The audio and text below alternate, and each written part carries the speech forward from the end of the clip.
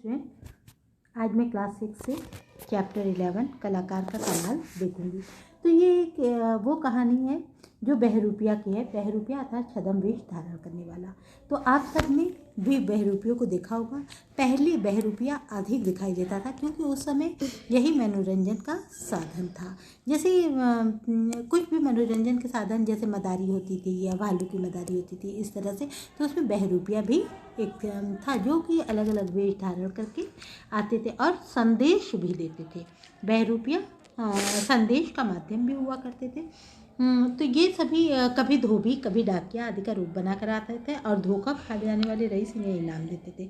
तो एक बार मैंने देखा राजस्थान में एक कहानी, लेखक कहता है कि मुझे याद है कि लोक कथाओं में मैंने पढ़ा था बहरूपिया का किस्सा, जो मुझे लगता है कि मैं आज भी मुझे याद है और ऐसा लगता है कि मेरे अंदर भी कहीं ना कहीं बहरूपिया बैठा है। तो एक बार एक बहरूपिया ने साधु का रूप धारण किया और सिर पर जटाएं, नंगे शरीर पर भभूत, माथे पर त्रिपुंड, कमर में लंगोटी, एकदम हूबहू बहरूपिया ने साधु का रूप धारण कर लिया। उसके में कोई कमी नहीं थी। वह एकदम संसार त्यागी वैरागी साधु के समान प्रतीत होता था। प्रतीत होना मतलब दिखाई पड़ना। वो दिखाई पड़ता था। उसने शहर के बाहर बड़े से पेड़ के नीचे अपनी कुटिया बना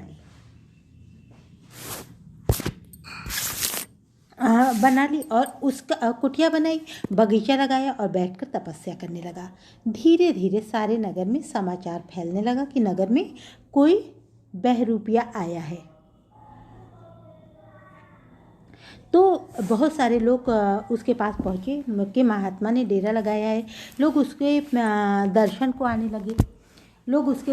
आने लगे और धीरे धीरे चारों तरफ उसका यश फैल गया।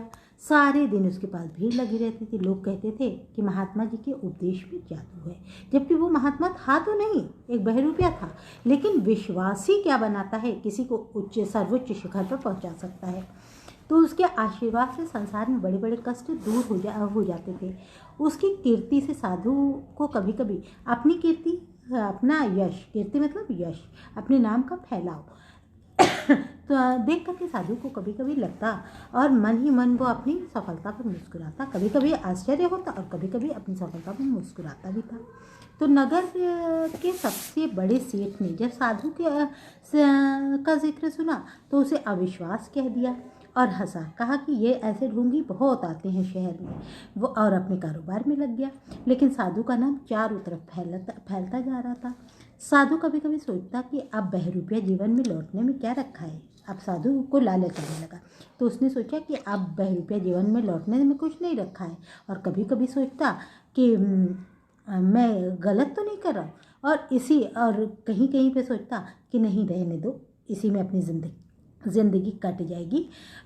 लेकिन उसका मन भी कहीं ना कहीं उसे धिक्कारता रहता कि वह ज़िंदगी भर साधु बना रहा तो अपनी अगली असली जो पेशा है उसका, अगली जो व्यवसाय है उसका, उसके साथ वो बेईमानी कर लेगा। इसी सोच विचार में उसके दिन बीतने लगे। एक बार सेठ की पत्नी बीमार हो गई। दुनिया भर का इलाज करने पर भी सेठानी नहीं ठीक हुई। तो उसे लगता था कि अब बचेगी भी नहीं। तो मित्र और शुभचिंतक ने उन्हें सलाह दी कि उसी साधु महाराज को दिखा दीजिए। हार कर सेठ तैयार हो गए, इसलिए कि अब उसको अपनी रानी को बचाना था। तो जब दूर से आते सेठ को देखा तो बहुत प्रसन्न हुआ। उसे लगा कि अरे, इतना बड़ा करोड़पति आ रहा है, अब तो उसका बहुत फ़ायदा होगा। और उसने देखा कि उसके पीछे डोली में बीमार सेठानी थी। उसने जाकर साधु के चरण पकड़ लिए। महाराज, जैसे भी हूँ सेठानी को दान दीजिए। मतलब सेठ जी ने साधु के पैर पकड़ लिए कि जैसे भी सेठानी को दान दीजिए, ये मेरे घर की लक्ष्मी है, इसी के कारण करोड़ की संपत्ति मेरे पास है और जिस दिन से ये मेरे पास आई, ये मेरा लाभ ही लाभ है। तो अब अब कहीं ना कहीं देखा जाए तो सेठ जी भी उसके जीवन की परवाह सिर्फ इसलिए थी कि उनके कारण उनको लाभ हो रहा था। तो अगर इसे कुछ हुआ तो ये कह रहे हैं कि मैं कहीं का नहीं। साधु ने गंभीर चेहरा बनाकर डोली का पर्दा उठाया। सेठानी बेहोश थी। भगवान ने चाहा तो सेठानी 7 दिन ठीक हो जाएगी, उसने कहा और धूनी की चुटकी भर राख उसके ऊपर छिड़क दी। फिर रोज़ आने को कहकर आंखें मूंद कर समाधि में लीन हो गया। सेठानी रोज़ आने लगी और संयोग से धीरे धीरे उसकी तबीयत भी ठीक होने लगी। 8 दिनों में उसकी बीमारी समाप्त होने लगी। सेठ को साधु पर अटूट आस्था हो गई। अब जब ऐसा हो जाएगा तो अगले को आस्था, भले नास्तिक हो लेकिन आस्तिक तो हो ही जाएगा, उसकी आस्था हो जाएगी।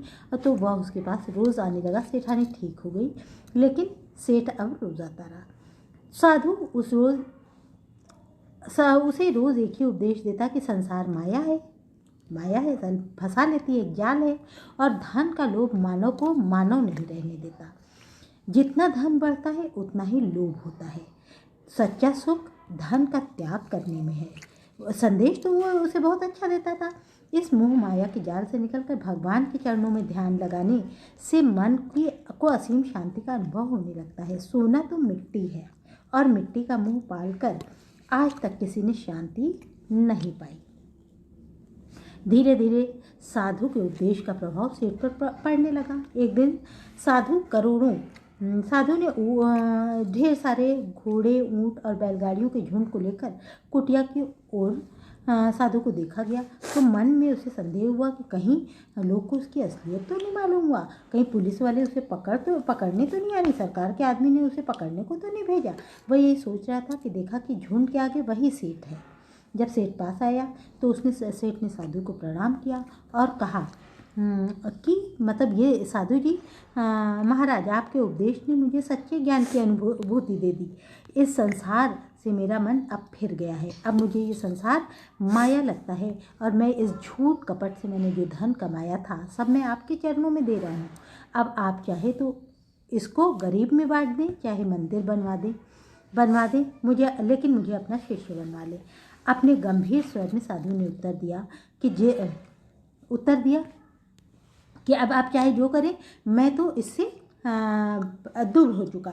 तब लेकिन अब सन्यासी से नहीं रहा गया। अब उसने कहा कि लेकिन बहरूपिया ने फिर नम्रता से कहा कि सेठ जी, यह बात मेरे मन में आई थी कि लेकिन मैंने क्या किया, मैंने भी तो रूप धरा था, मैं सच्चा स्वामी तो नहीं हूँ। मन में आई थी कि बता दूँ, लेकिन मेरे ज़मीर ने कहा कि ये सही नहीं है तो इसलिए मैं आपका कोई भी धन नहीं ले सकता हूँ। मैं एक गरीब सन्यासी हूँ, मैं बहरूपिया हूँ, मैं रूप को धारण करके पैसा कमाता हूँ। मैं आपसे ऐसा नहीं कर सकता।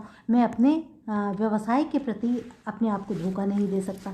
तो इस तरह से साधु भी क्या हुआ, सन्यासी हो गया, और सन्यासी जो बहरूपिया था वो भी माया रूपी दलदल से निकलकर अपने कार्य में लग गया।